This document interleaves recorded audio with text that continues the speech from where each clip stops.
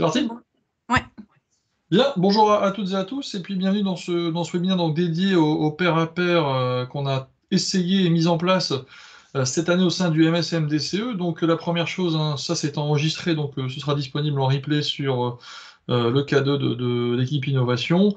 Et comme d'habitude, pour ceux que je vois qui ont envie de venir, eh bien, c'est d'abord un temps effectivement où je présente le concept, et puis ensuite on a un temps de questions-réponses qui peut même basculer vers de l'accompagnement individuel type atelier ensemble. Donc on va revenir ensemble sur ce qui a été mis en place depuis mars dernier au sein du MSDCE, dont je rappelle que MDCE c'est le marketing data commerce électronique, donc c'est le master spécialisé que je dirige au sein de Schema à Lille et à Paris. Donc l'ordre du jour, c'est classique, hein. On va tout d'abord découvrir les intérêts du sujet, on va voir comment techniquement et méthodologiquement on a mis en place le pair à pair, et puis on va vous présenter une solution technique avec laquelle on a collaboré sur cette mise en place. Alors premier retour sur le pair à pair. Donc évidemment, en quoi c'est ultra innovant, c'est qu'effectivement, on connaît tous l'école comme étant un lieu d'échange entre l'enseignant ou les enseignants et les étudiants.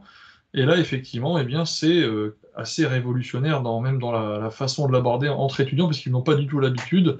On va permettre aux étudiants, de manière normalisée et structurée, d'échanger entre eux, hein, donc ils deviennent quelque part un peu l'enseignant de leurs collègues de classe. Et puis surtout, de ces échanges, pourquoi j'écris normalisé? Parce que il peut y avoir des échanges qui sont, entre guillemets, extérieurs, on va dire un peu exotiques et pas contrôlés. Là, en l'occurrence, on les mesure et on les contrôle par une plateforme. Donc, on va normaliser ça dans un objectif de capitalisation, donc clairement d'amélioration en fait, hein, de leur livrable. Alors, j'ai fait un petit peu de recherche sur le sujet, et il apparaît que en 2000, Falchikov et Goldfinch ont fait une étude sur le sujet et ont prouvé qu'il y avait une corrélation assez intéressante entre ce que va penser un étudiant du travail d'un étudiant et ce que va penser un enseignant du même travail d'un étudiant. Donc, on va dire que les études, les recherches scientifiques prouvent que il y a un lien entre l'appréciation qu'un prof va donner à un travail d'étudiant et pareil du côté étudiant. Donc en fait, on peut dire que il n'y aurait pas de gros effets de débord si on laisse quelque part la parole aux étudiants entre eux. Donc c'est assez intéressant de creuser ce sujet-là. Les experts sur le sujet s'expriment. Alors là, je suis allé chercher directement un lien et du contenu sur le site de la FNEJ, dont je suis d'ailleurs adhérent. Et donc Christophe Fournier nous dit la chose suivante. Donc il reparle de Piaget, dont on a parlé la semaine dernière. Piaget et sa méthodologie constructiviste, hein, au sens pédagogique du terme. Donc c'est des études qui ont un siècle, on en avait parlé la semaine dernière. Il reparle ici de Piaget.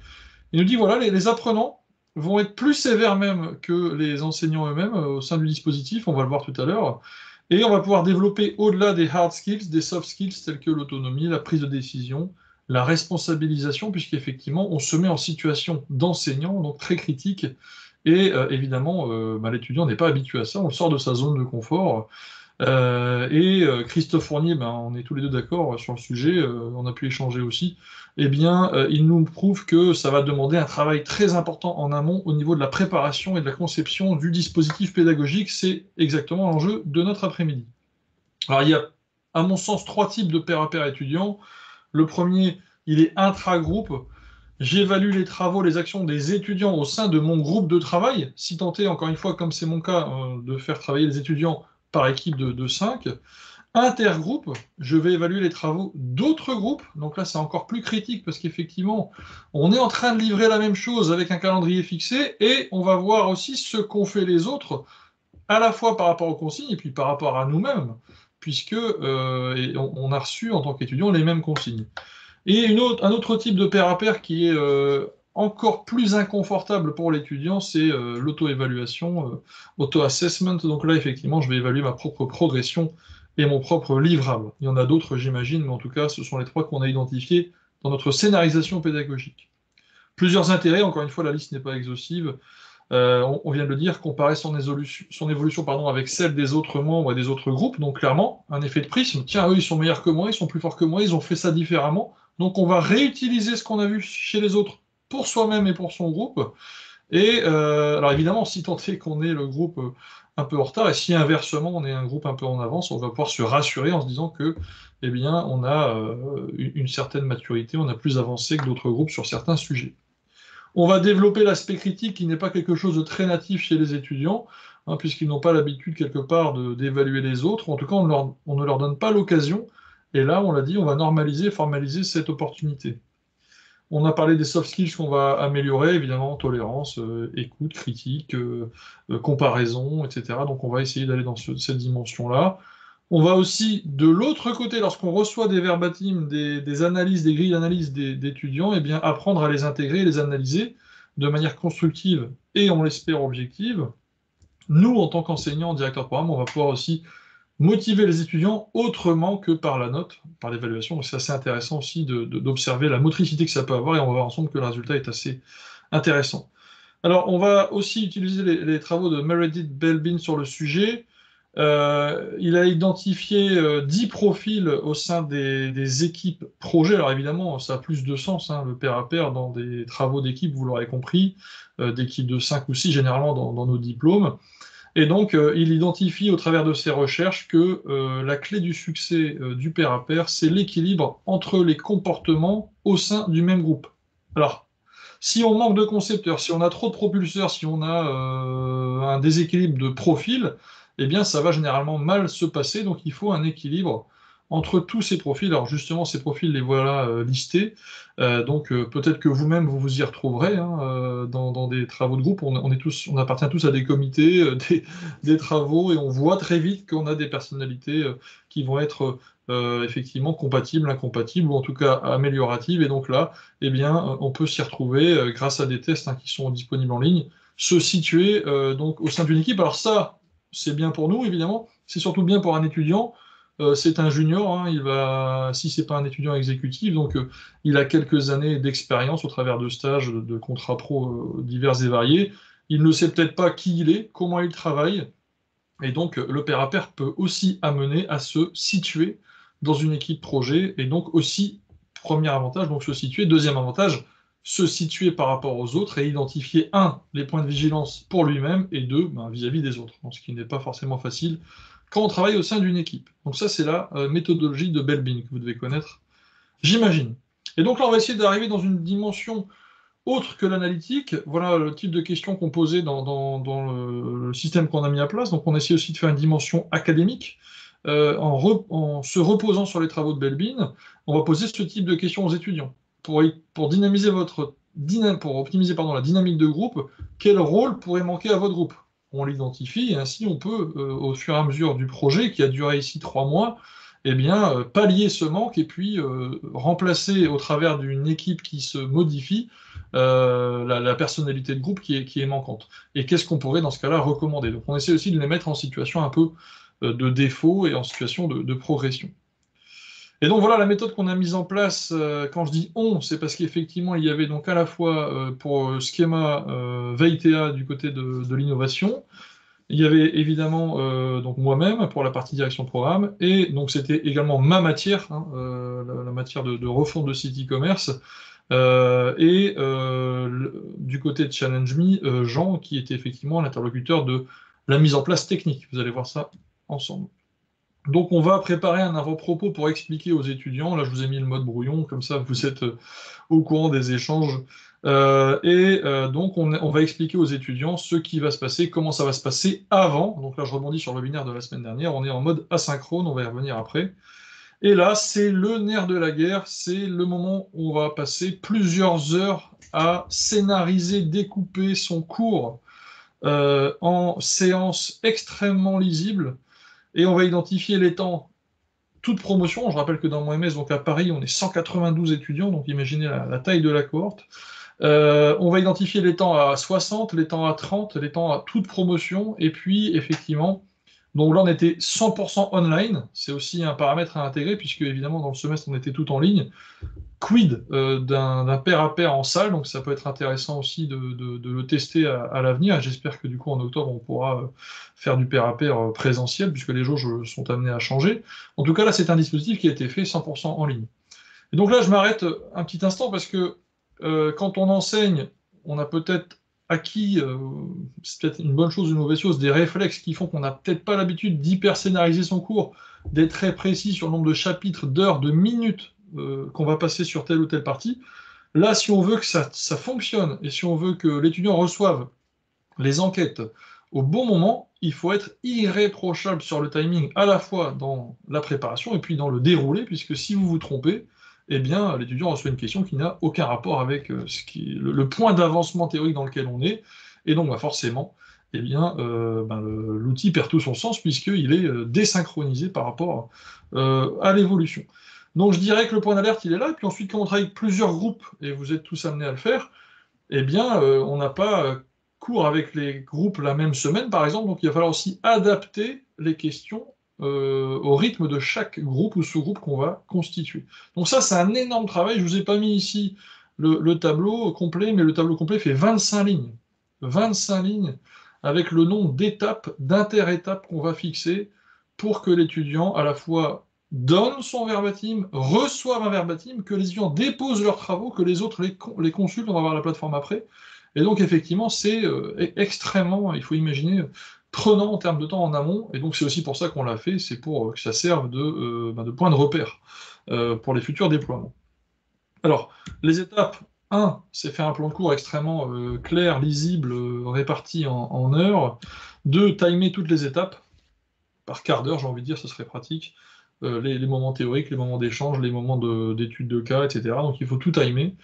Identifier forcément les formats de cours, hein, qu'est-ce qui est destiné à être toute promotion en TD ou en TP selon les nomenclatures que vous utilisez. Intégrer ensuite cette logique de pair à pair et les modes d'évaluation, on a vu les trois hein, souhaités, donc on l'a dit, intergroupe, intragroupe et auto-évaluation. Donc on va utiliser les trois modalités selon les temps de l'évolution au sein des travaux de groupe.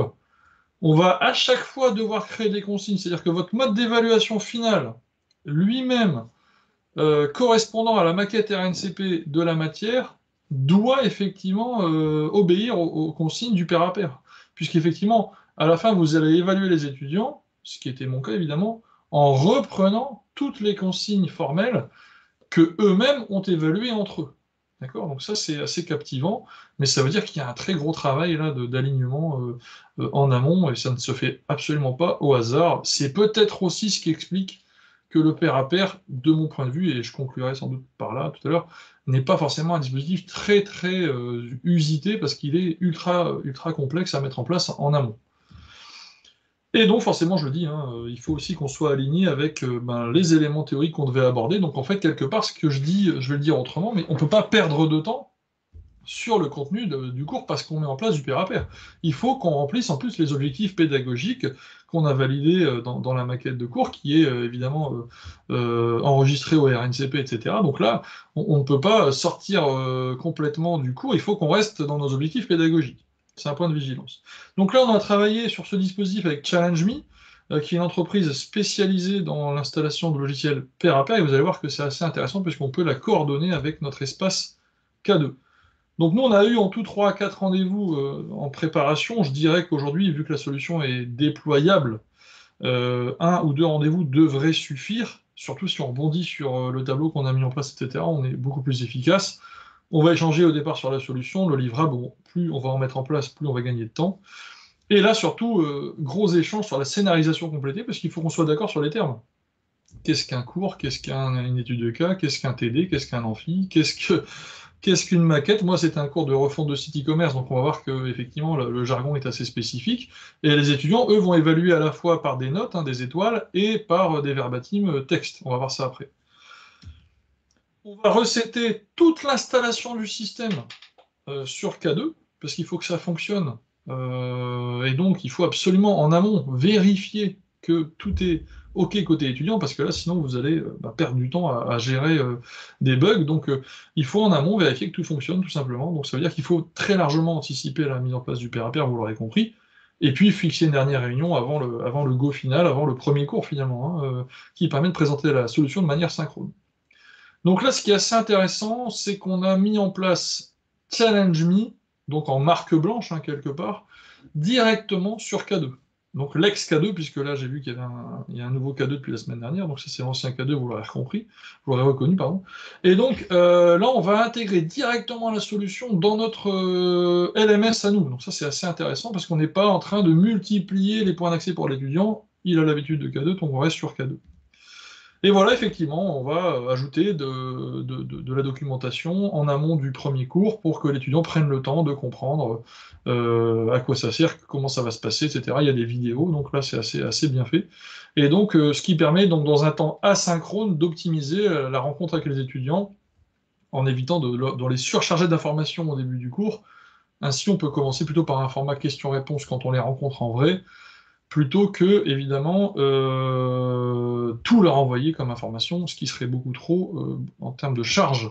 Alors, autre peut-être biais, si je suis objectif à ajouter, je suis le directeur du programme, c'est moi qui ai donné cours, je suis le premier cours de l'année, forcément, ça les encourage à être extrêmement assidus sur ce qu'ils font avant le cours, sur le préparatoire, etc. C'est peut-être un biais quand même à intégrer. Moi, j'inviterais les directeurs de programme à plutôt le tester eux-mêmes avant de tester un prof seul et ou externe en premier dans vos maquettes. C'est peut-être un conseil qu'on peut ajouter. Et donc voilà à quoi va ressembler l'évaluation entre étudiants. Donc je vous passe les endroits où on fait des dépôts, hein. Donc le dépôt, c'est tout simplement un drag and drop où on va mettre effectivement ces maquettes de cours, de sites, etc. Et les étudiants vont évaluer le travail des autres, point par point, et donc critère par critère. Et donc là, il y a évidemment beaucoup de travail, puisque vous le voyez dans ma matière, il y a 6 points à évaluer sur la refonte de site internet, hein, vous l'aurez compris, plus des verbatims. Ça ressemble à ça, donc. Et donc là, il faut expliquer aux étudiants en amont ce qui va se passer. Ensuite, on les rencontre, donc c'était online, hein, je le répète, donc pour la partie synchrone. Pourquoi pas des ressources asynchrones avec des vidéos du texte qui permettent d'autonomiser, hein, comme on dit souvent, la partie fonctionnelle, pédagogique. Ensuite, on va sur un suivi, j'insiste sur le mot collectif. On évite de faire des réponses à un étudiant ou un délégué. On essaye d'avoir sur le lien Teams qui se prolonge des réponses collectives, hein. Comme ça, effectivement, tout le monde est au courant des aménagements. Et voilà à quoi ça va ressembler. Donc, les feedbacks sont numérotés, et puis chaque étudiant, en fait, va, dans un premier temps, au nom de son groupe, déposer ses travaux à la date deadline donc indiquée, et deux, recevoir les travaux des autres et les évaluer, plus les commenter. D'accord? Donc le déploiement, il est bien en 2 temps. Un, je dépose, 2, j'évalue. Donc au nom des groupes. Là, on est sur de l'intergroupe, vous l'avez compris, je pense. Et donc, ce qui permet d'avoir une gestion de tableau de bord sur K2 directement, puisque la solution offre aussi un suivi. Alors là, on voit que j'ai pas triché sur les nombres, hein. On voit qu'effectivement, sur la partie diagnostic, on est sur un 98% de taux de réponse sans relance, donc on était très content de ça. Et sur la deuxième étape, donc maquette, 98% également. Donc on a perdu un groupe au passage, puisqu'on a dû, à cause d'un départ d'étudiants, reformuler les groupes, c'est pour ça que le nombre de groupes varie. Mais on a bien un seul groupe qui a raté la deadline en temps et en heure, et donc c'est intéressant de noter que le pourcentage de feedback, quant à lui, est un peu plus faible. Donc là, j'ai identifié comme pain point, donc point de blocage, que comme les étudiants sont plusieurs au sein d'un groupe, il y a cette fameuse théorie où on pense que forcément l'un des membres du groupe va le faire, mais en fait il l'a pas fait, tout simplement. Donc on a bien un groupe qui sait déposer en temps et en heure, mais on a un groupe qui va être plus difficile à gérer pour savoir qui dépose l'avis au nom de tous. Ça, c'est intéressant, je pense, de les accompagner, de les former, parce qu'il faut que, pour qu'ils le fassent bien, il faut que l'un des membres du groupe partage son écran et qu'ils soient tous d'accord sur les évaluations qu'ils vont mettre à l'autre groupe. Et ça, c'est intéressant, puisque ce n'est pas un avis d'une personne sur les travaux d'une équipe, mais c'est bien les avis d'une équipe sur les travaux d'une équipe. Et ça, c'est intéressant, puisque dans le pair à pair, ça veut dire que il faut que quelqu'un s'exprime au nom de l'équipe. Donc il doit y avoir une sorte de communication, de cohésion de groupe pour pouvoir donner son pourcentage de feedback. Et donc on voit que sans relance, ici, on avait un petit décroché. Et là, ce qui est super intéressant, et je le remercie, c'est que j'ai mis en place du pair à pair à pair, puisque j'ai un de mes étudiants qui a très gentiment accepté de faire tout simplement un retour complet d'étude de la solution. Donc je vais lancer en fait ces slides. Hop, hop, hop. Il est là, c'est Baptiste. Et donc, Baptiste, il a proposé de vous montrer l'expérience côté étudiant Donc là, je reprends ces slides tels quels, je ne triche pas. Donc il explique comment il a vécu les choses, lui. D'accord? Donc il nous explique qu'en mars 2021, donc, ils ont travaillé en autonomie, donc de manière asynchrone, ils ont livré, et ensuite ils attendent les feedbacks. Donc là, en fait, ils déposent, eux, ils attendent les feedbacks d'autres groupes. Session 2 en mai 2021, ils prennent en compte les retours dans leur version maquette, ils travaillent ensemble, ils livrent une deuxième fois, et ils sont de nouveau en attente des feedbacks individuels et collectifs des autres groupes. Donc ça, c'est son point de vue à lui, voilà comment il a compris les choses. Il nous montre la plateforme côté vraiment étudiant. Vous savez qu'il y a un petit décalage entre la partie administrative et la partie point de vue étudiant. Donc voilà ce que lui voit lorsqu'il voit les éléments de son groupe. Évidemment, vous l'avez compris, il faut aussi importer tous les groupes dans la solution. Donc ça, c'est assez chronophage, avec donc 192 étudiants et plus de 38 groupes, hein, je crois. Donc effectivement, il y a un import qui se fait par des fichiers Excel. Et donc voilà, effectivement, ici, il va déposer son livrable. On voit que la solution, elle intègre ce qu'on appelle de la gamification. Donc, l'étudiant reçoit des points d'expérience quand il valide vite, quand il donne une réponse, quand on l'encourage quelque part avec de l'incentive comme ça. Et donc, tous les points que vous voyez sur la moyenne de vos critères, ce sont les points que j'ai repris de ma maquette RNCP pour vérifier que tous les points du plan pédagogique sont repris dans le travail de groupe. Donc là, les questions qu'on leur pose, ce sont les questions même des évaluations finales. Donc là, il n'y a pas de surprise, et il y a un vrai suivi entre les consignes initiales et l'évaluation finale. Donc voilà à quoi va ressembler la partie étudiant, vous le voyez. Donc Baptiste ici joue le jeu, voilà, il reçoit un feedback de ses collègues. C'est un feedback qui est anonymisé, vous l'avez compris. Baptiste est un vrai leader, il arrive à organiser le travail dans l'équipe, etc., etc.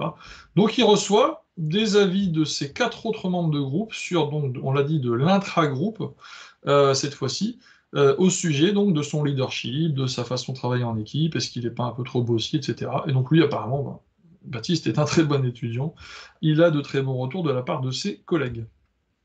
Il m'a complètement même montré les échanges qu'ils ont mis en place, là, on voit sur WhatsApp. Donc, ils s'envoient en fait les maquettes, ils réagissent par rapport, on le voit ici, au logo qu'ils ont changé, etc. Et donc, je le remercie parce que vraiment, il a joué le jeu de montrer à quel point ils allaient utiliser les verbatims et les retours d'autres étudiants. Là, ici, travailler l'arborescence du site. Et donc, il m'a envoyé ces éléments a posteriori. Il faut savoir que je ne l'avais pas briefé en amont, donc c'est vraiment, il a joué le jeu. Et donc, là, il réutilise mes réponses. JF, c'est moi, en fait, hein, les étudiants m'appellent comme ça. Donc, je leur ai répondu entre deux sessions, parce qu'effectivement, ils avaient des questions sur les questions des étudiants, donc j'interviens quand c'est ça. Et donc là, ils partagent mes réponses et ils se mettent à réagir pour faire la meilleure présentation possible. Et là, vous voyez à quel point c'est extrêmement précis, parce que dans les feedbacks collectifs du challenge numéro 1 qui était porté sur les diagnostics, eh bien, ils reçoivent à gauche, en fait, des commentaires, hein, des commentaires critiques hein, d'autres groupes qui sont tirés au sort, donc aléatoirement, évidemment, et à droite, ils mettent en place la méthode RACI, vous connaissez tous la méthode de management, pour savoir qui fait quoi. Donc là, c'est pas mal parce qu'effectivement, en plus de ça, ils innovent dans leur méthodologie de projet en intégrant une logique RACI, donc tableau, et donc responsabilisation des membres de l'équipe. Ils continuent les échanges. Donc voilà, effectivement, ensuite, une autre capture d'écran de la plateforme, et on voit les notes qu'ils reçoivent. Est-ce que votre coéquipier a été pris? Est-ce qu'il a été coordinateur? Est-ce qu'il a été, etc. On l'a vu avec les profils de Belbin tout à l'heure qu'on a utilisés. Donc en plus de ça, on leur a dit, on leur apporte une dimension académique et managériale. Alors voilà ce que me dit Baptiste. Alors il représente que lui-même finalement. Il me dit il y a quelques axes d'amélioration. Il a trouvé l'interface qu'on peut encore l'améliorer. Alors dans mon jargon user-friendly, ça veut dire facile et convivial à utiliser. Il a estimé qu'on pouvait apporter encore plus de soins aux consignes délivrables. Effectivement, il y a eu des allers-retours entre deux, ce qui veut dire que malgré le soin qu'on a apporté en amont, pouvait encore peaufiner le détail des consignes. La solution n'est pas encore assez responsive. Alors encore une fois, dans mon jargon, responsive, ça veut dire adapté à tous les devices. Les étudiants ne sont pas aujourd'hui que sur ordinateur, hein, sur K2, donc il faudrait aussi que ChallengeMe et K2 soient absolument 100% compatibles smartphone. C'est la remarque. Et puis, à son goût, on n'a pas encore assez insisté sur l'importance des retours entre groupes. On aurait pu encore plus capitaliser dessus pour les faire progresser. Et valeur ajoutée de la solution selon lui, Les atouts de la solution pour lui, ça l'encourage à écouter, à travailler régulièrement. Forcément, il y a des deadlines, donc là, on est obligé de livrer. Il a estimé les retours comme étant crédibles, puisqu'étant d'égal à égal. Il a estimé aussi que ça apportait une certaine variété pédagogique, puisque ça change de l'avis du prof, finalement, ou voire du jury. Et il a estimé que c'était complémentaire avec ce qu'on avait vu au premier semestre dans l'autre matière que j'anime, qui est le e-commerce. Donc ça, c'est le retour d'un étudiant sur la solution. Et donc, pour rester dans les temps, je vais vous proposer un bilan de tout ça. Donc, mes conseils, le premier, ben, ça va être, vous l'avez vu, de s'appuyer sur une scénarisation pédagogique très solide, très très bien, très claire, très lisible, puisque c'est l'ingrédient numéro un avant de mettre en place le pair à pair. Respectez surtout les durées des chapitres et des cours proposés, parce que si vous allez trop vite ou trop lentement, vous allez vous retrouver en décalage par rapport à la solution dans laquelle vous avez injecté les consignes il y a très longtemps. Et de ce fait-là, l'étudiant alors là, va être en situation d'incompréhension totale. Donc je dirais même qu'il vaut mieux être en avance, s'arrêter, et tant pis, mettre fin au cours, plutôt que de vouloir aborder le chapitre suivant, par exemple, puisque là, vous allez mettre l'étudiant en situation d'incompréhension totale. Inversement, si vous êtes allé trop lentement sur une partie de cours, eh bien là, il va falloir trouver un moyen d'accélérer et de mieux segmenter, parce qu'effectivement, inversement, il n'aura pas toutes les informations théoriques pour remplir l'exercice. Donc là, c'est un beau challenge pour un enseignant, hein, de vraiment suivre au quart d'heure près les sous-parties de son cours. Il faut évidemment que, en lien avec la maquette pédagogique et les profils des étudiants, on définisse des objectifs en amont. À quoi va servir la mise en place du pair à pair? Ça, c'est fondamental. Donc, si on veut travailler la méthodologie de projet, si on veut travailler une meilleure qualité de livrable, si on veut développer l'esprit critique, il faut le savoir en amont. Ça permet de savoir, évidemment, à quoi ça sert et, in fine, d'orienter aussi les questions qu'on va les faire se poser. Moi, j'ai proposé la méthodologie Belbin, il y en a d'autres. Donc avec VT, on avait mis ça en place. Et donc là, quelque part, on leur apporte en plus de ça une dimension théorique intéressante, puisque demain, en tant que manager, ils pourront réutiliser cette méthode et aussi savoir pourquoi un projet bloque, eh bien, peut-être à cause de personnalités, de profils non complémentaires. Donc c'est important aussi de leur apporter cette vision managériale. Donc, très important aussi de suivre, alors quand j'ai dit de manière formelle et informelle, vous l'avez vu, hein, j'ai pas triché, le format il peut être multiple, hein. WhatsApp ça m'arrive très fréquemment, les gens me parlent sur WhatsApp, ils me parlent sur Teams, ils me parlent sur K2, ils me parlent par mail, donc on est en mode multicanal.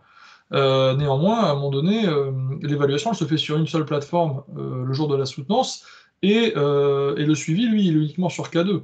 Donc il faut autoriser le multicanal, c'est sûr, on ne peut pas le contrôler, mais il faut peut-être que quand on est sur une consigne plus formelle qui doit être prise en compte dans l'évaluation finale, peut-être se dire on va repartir sur K2 pour commenter et au nom de tout le monde. On ne peut pas non plus mettre des étudiants en situation de favoritisme parce qu'eux ont posé des questions et pas d'autres, par exemple. Donc ça, c'est à vous de trancher, évidemment. Donc là, on expose la situation, on l'a dit de manière asynchrone, puis synchrone, puis on fait du suivi. Ça ne demande pas tant de temps que ça, au contraire, puisque très vite, la plateforme devient autonome et les étudiants se l'approprient. Il faut, de votre côté, dans votre plan de charge, allouer un certain temps, puisque vous allez forcément suivre tout ça, on vient de le dire. C'est très intéressant de lire les verbatims entre étudiants, pour mieux les connaître, voir comment ils s'expriment, comment les groupes s'expriment, comment ils s'auto-évaluent. Vous avez accès à toutes les données. C'est assez passionnant. Du coup, pour un enseignant, d'avoir cette lecture d'étudiants entre eux, c'est vraiment, vraiment passionnant parce qu'on apprend des tas de choses qu'on ne soupçonnait pas. Si je compare à mon cours de l'année dernière, je leur donne une consigne, je leur donne la théorie, on fait des études de cas en cours, ils mettent en place, ils soutiennent, ils ont appris, ils n'ont pas appris.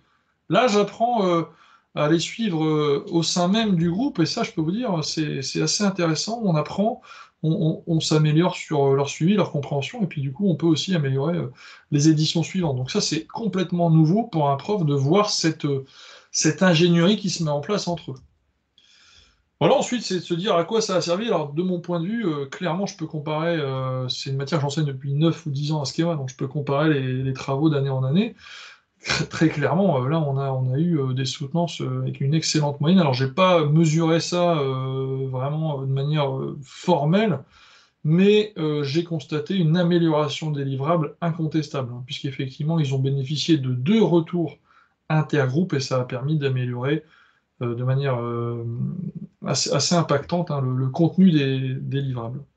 Et toujours, ça c'est important, enfin, c'est un sujet que j'essaie de défendre tout le temps, c'est ne pas laisser l'étudiant avec sa note et son verbatim final. Là, il faut essayer de proposer un retour sur investissement. Donc là, je l'ai fait avec Baptiste, par exemple. il a très gentiment accepté de me faire ses slides, ça a dû lui prendre quand même une bonne demi-heure. Eh bien, je vais lui proposer, moi, un retour sur ce qu'il a vécu et aux autres étudiants. Et donc là, clairement, il ne faut pas hésiter à se mettre en situation, entre guillemets, d'apprenant aussi. On est en mode laboratoire, clairement. Quand on part là-dedans, on ne sait pas trop dans quoi on part. Eh bien, on leur propose, in fine, un petit débrief d'un quart d'heure, 20 minutes sur l'impact qu'a eu, selon vous, la solution. Ils échangent, ils sont très contents de participer et d'être dans une logique contributive et constructive de votre dispositif pédagogique. Ça, c'est important, je dirais, j'insisterai aussi là-dessus, ne pas les laisser soutenir ou réaliser leur examen, et puis pas de suite. Il faut qu'ils comprennent l'enjeu pédagogique et que eux, peut-être, le réexploitent au cours de leur carrière. Parfait, bah écoutez, il est 16h31, je vous ai laissé quelques ressources ici, donc avec le lien de la vidéo FNEJ, donc Monsieur Fournier et son article, le lien vers Challenge Me, et puis le lien aussi vers Belbin, mais je pense que vous connaissez tous la méthodologie Belbin. Je vous remercie, et puis je me tiens disponible si vous avez des questions.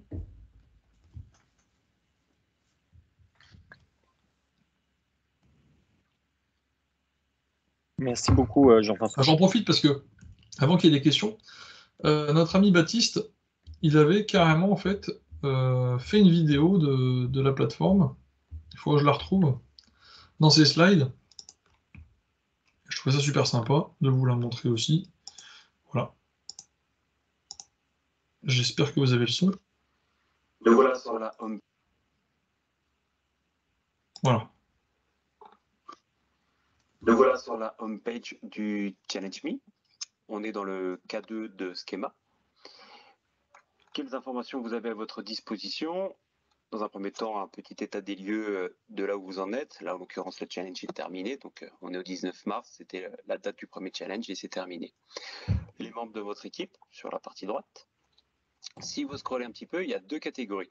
Les feedbacks liés à votre équipe et les feedbacks personnels, pour moi, en l'occurrence. Si on choisit pour l'équipe, vous avez votre score global, puisque chaque équipe du challenge vous ont noté à titre collectif. Vous avez donc les stats qui apparaissent.